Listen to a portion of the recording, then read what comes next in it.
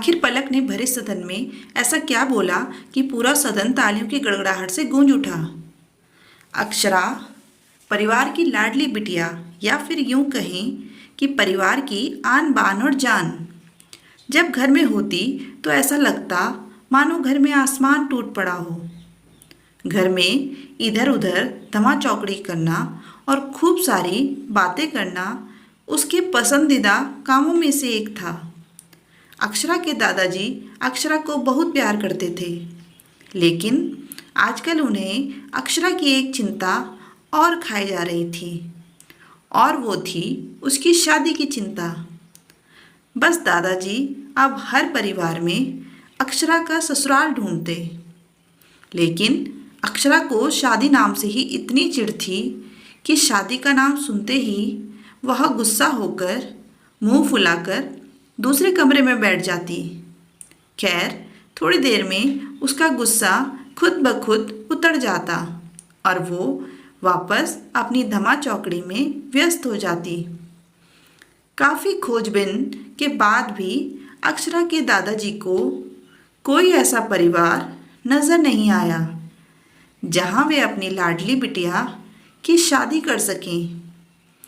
इसलिए उन्होंने अपने बचपन के दोस्त से इस बारे में राय लेने का निश्चय किया।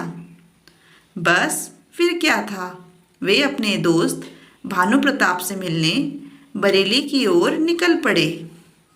अगले दिन जब वह बरेली पहुँचे तो भानु प्रताप ने स्टेशन पर ही उनके लिए गाड़ी भेज दी थी। 10 साल बाद अपने बचपन के दोस्त से मिलने के लिए वे भी बड़े उतावले थे। गाड़ी धीरे धीरे भानु प्रताप के घर की ओर बढ़ी।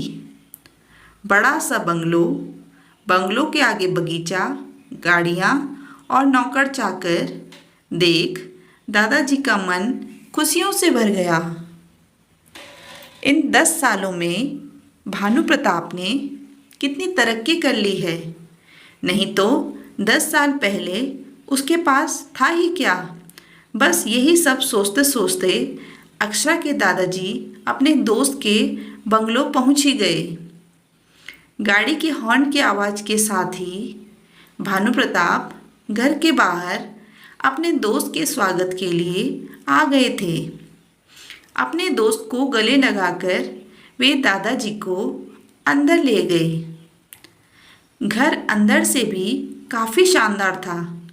अपने दोस्त की संपन्नता को देख अक्षरा के दादाजी भी फूले नहीं समाए। चाय नाश्ते के बाद भानु प्रताप ने उनके खास दोस्त से आने का कारण पूछा। दादाजी ने पोती की शादी के लिए एक अच्छा परिवार ढूंढने का काम सौंपते हुए बिटिया का फोटो उनके हाथ में सौंप दिया।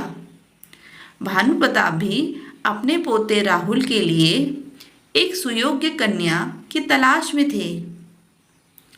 तीखे नयन नक्श, चेहरे पर तेज और एक बार में ही किसी को पसंद आने वाली अक्षरा बिटिया को फोटो में देखकर ही उन्होंने उसको अपने घर की बहू बनाने का फैसला कर लिया। वह इतना सोच ही रहे थे कि इतने में उनका पोता राहुल आ गया।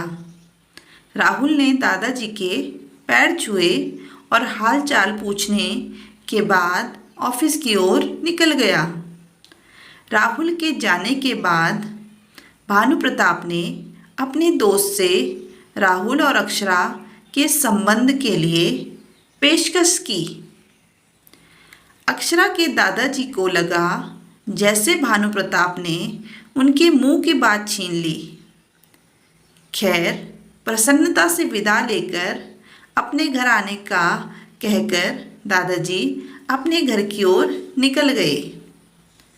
राहुल को अक्षरा बहुत पसंद थी, लेकिन राहुल की माँ राहुल की शादी अपने से भी बड़े घर में कराना चाहती थी, लेकिन राहुल के मनाने पर वह मान गई और तय समय पर दोनों की शादी हो गई। ससुराल में अक्षरा के सास ससुर विक्रम के बड़े भैया भाभी और अक्षरा की ही उम्र की एक ननद थी, पलक।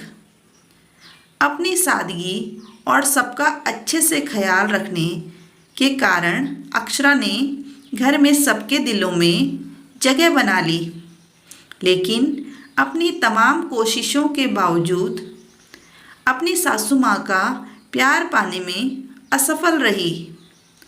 वह अक्षरा के हर काम में कुछ न कुछ गलती निकाल ही देती थी। अपनी शादी की रात को ही राहुल ने अक्षरा से साफ साफ कह दिया था कि घर के किसी भी मामले में मैं बिल्कुल नहीं बोलूँगा, ना तो मैं किसी बात पर माँ से बहस करूँगा और ना ही तुम्हारा साथ दूँगा। तुम्हें अपनी समझदारी से ही काम लेना होगा। लेकिन अक्षरा की लाख कोशिशों के बावजूद भी सासू माँ के व्यवहार में कोई परिवर्तन नहीं आ रहा था। अक्षरा की ननद जरूर उसकी माँ से अपनी भाभी के प्रति इस तरह के व्यवहार पर उलझ जाती, लेकिन इससे भी केवल बात बढ़ने के अलावा कुछ नहीं होता। इसी तरह करीब 1 साल निकल गया। अक्षरा और राहुल को जुड़वा बेटियां हुई। यह समय अक्षरा के लिए अग्नि परीक्षा का समय था। अक्षरा का दर्द उसके लिए परेशानी बन गया था। ससुराल में अक्षरा को संभालने वाला कोई नहीं था और राहुल और उनके पापा ने अक्षरा को अपने मायके भेजने के लिए पहले ही मना कर दिया था। एक दिन पलक कॉलेज से आई तो उसने सभी को कॉलेज के सालाना कार्यक्रम में आने के लिए कहा और यह भी कहा कि कॉलेज में उसकी भी 2 प्रस्तुतियां हैं, इसलिए आप सभी का चलना बहुत ज़रूरी है। खैर, ना चाहते हुए भी अक्षरा को अपनी दोनों जुड़वा बेटियों के साथ पलक के कॉलेज जाना पड़ा। कार्यक्रम की शुरुआत में गीत संगीत की कई प्रस्तुतियां हुई। उसके बाद मॉडलिंग राउंड शुरू हुआ। दर्शकों ने तालियों के साथ सभी का उत्साहवर्धन किया। मॉडलिंग में पलक ने भी हिस्सा लिया था। आखिरी राउंड में पलक के साथ 4 और लड़कियों को सेलेक्ट किया गया, जहां सभी से जज द्वारा एक-एक सवाल पूछकर विजेता घोषित करना था। सवाल जवाब का दौर शुरू हुआ।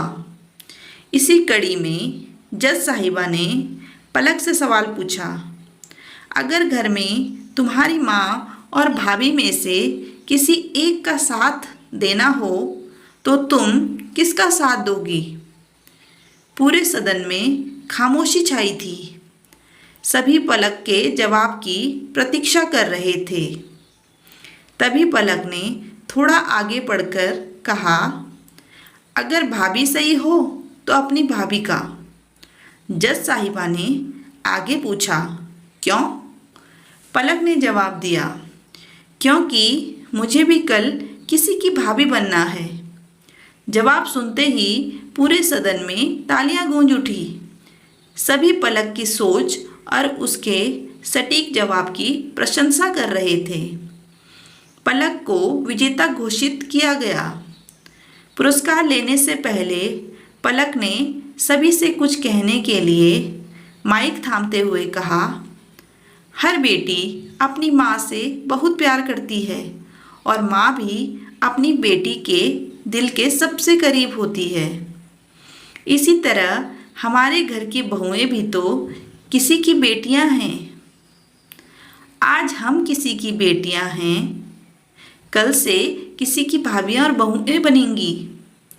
अगर कल से हमें कुछ दुख हुआ तो हमारी माँ को भी दुख होगा और इसी तरह हमारे घर की बहू को दुख हुआ तो उनकी माँ को भी दुख पहुँचेगा।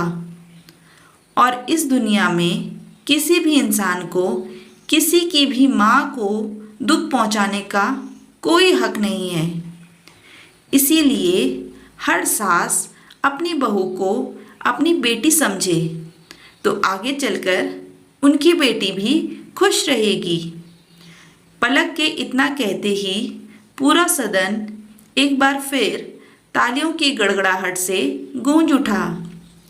तालियों की गड़गड़ाहट के बीच ही अक्षरा की सास ने अक्षरा को गले से लगा लिया। दोस्तों, आज की कहानी आपको कैसी लगी, इसके बारे में आपके क्या विचार हैं, हमें कमेंट में ज़रूर बताइए। और अगर आपने हमारे चैनल को अभी तक सब्सक्राइब नहीं किया है तो ज़रूर से ज़रूर सब्सक्राइब कर दें और बेल आइकन भी प्रेस कर दें, जिससे आपको लेटेस्ट वीडियोज़ की नोटिफिकेशन मिलती रहें। कहानी पूरी सुनने के लिए धन्यवाद।